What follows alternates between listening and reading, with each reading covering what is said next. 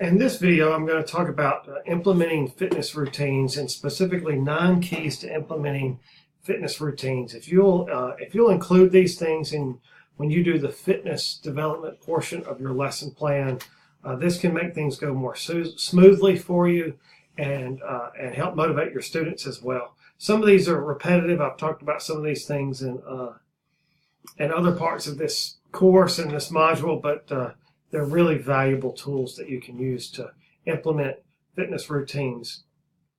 The first one is just to precede things with a 2 to 3 minute warm-up period.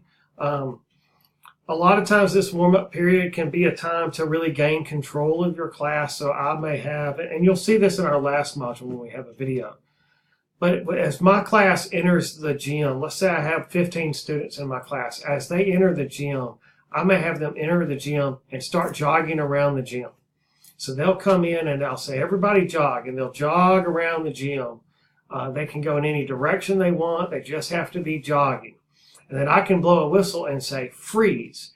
And when my students freeze, they'll all look at me. They'll put their hands on their knees. That's our freeze position in the class. So I'm getting control of the students. Everybody needs to freeze at once. When students do a good job freezing, I'll tell them they did a good job. I'll point them out and say, hey, Sally, you did a great job with your freeze. And then I may say, okay, now everybody, let's skip. So they'll all skip around in the gym, and I'll let them skip for about 30 seconds. And again, I'll say freeze, and everybody has to get into the freeze position. And I'll continue doing this until everybody gets in a perfect freeze position whenever I say freeze. So it's classroom management. I'm getting them into that idea of, okay, you're entering my classroom. I'm running the show here, but I'm also warming them up. So they're getting to the point where they can pay attention really clearly to me, and they're warming up their bodies for fitness. So number 2, make sure fitness development is part of every classroom session you do, right? Every PE class is going to have a fitness development activity. It should be part of their normal routine. Depending on how much time, if you have 30 minutes with a class, you may be using 10 to 13 minutes or so doing the warm-up and fitness development. If you have more time with your class, you could go up to 20 minutes possibly. But you want fitness development to be part of their normal routine, something they do every time they come to PE. Number 3, use activities that exercise all body parts and cover the major fitness components. This is about health-related fitness stuff. So we want to do exercises that cover all of our body parts, and they cover bone strengthening, muscle strengthening, and aerobic fitness, aerobic capacity. Number 4, use a variety of fitness routines, comprising of sequential exercises for total body development. So you want to have as much variety as you can. Some people have made the mistake of having students come to class and they do the same routine over and over. They do 20 push-ups and then 20 sit-ups and 20 jumping jacks, and they do the same routine over and over all year. Don't do that. Have a lot of variety. Do different routines every day. You don't have to change every exercise, but you could have 80 different fitness development exercises that you use over the course of the year, and you will repeat some of those, but the variety is going to make it fun. A diverse array of activities is appealing to the children's interest and their fitness levels. It's always more fun to learn something new and try a new activity. Number 5, assume an active role in fitness instruction.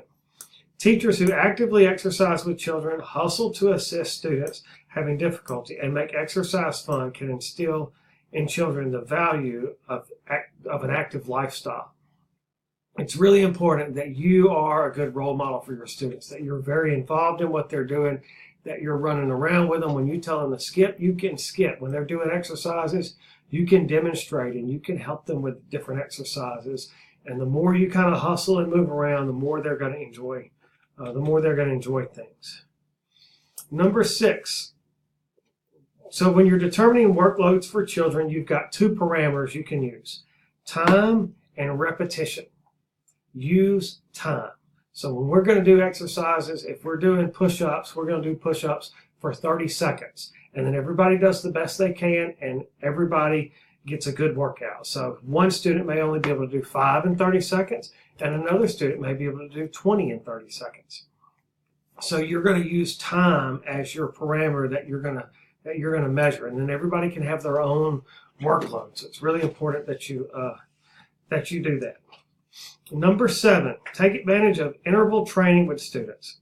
Most routines can be effective in 30-second intervals.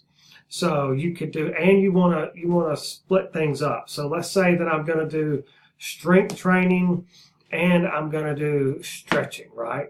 I could do 30 seconds of push-ups followed by 30 seconds of upper body stretches. So 30 seconds of push-ups, and then I would do 30 seconds stretching my body. So we would just see, in a sense, you get to relax a bit. And then you could do 30 seconds of squats. And then you do 30 seconds of hamstring stretches. So I'm going from something that's really difficult, 30 seconds of something that's really difficult, to 30 seconds of something like stretching that's easier. You could do the same thing with aerobic activities and stretching, or aerobic activities and strengthening activities. So you could do 30 seconds of jogging, and then 30 seconds of 6 inches, where you lay on your back and you hold your feet up 6 inches, right? So you're really working hard on your aerobic side of things, and then you're doing something that's more non-aerobic, where you're sitting still, but it's a strength type of a thing. So you want to alternate that. That's what interval training is. Number 8, use music. Music is a great tool to use in your class. You can just have a jam box, and whenever the students start the exercise for their 30 seconds, you hit play, and it plays music for that 30 seconds. And when the 30 seconds is over, the music stops, and you lead them to the next exercise. Or maybe you do 30 seconds when you're doing aerobic exercise, like running and skipping and jumping, jump rope, those things. And then when you're doing the stretching, you don't have any music. So using music and alternating that in your class is going to make it more fun with fitness routines. And number 9, the last one, don't use fitness as punishment.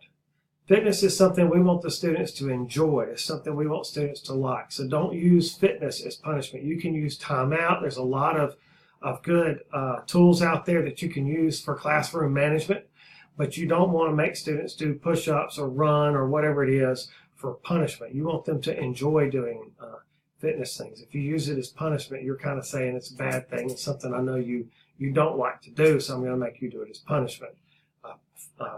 Timeout will work just fine for you. So make sure you don't use fitness activities as punishment. So those are 9 keys to implementing fitness routines.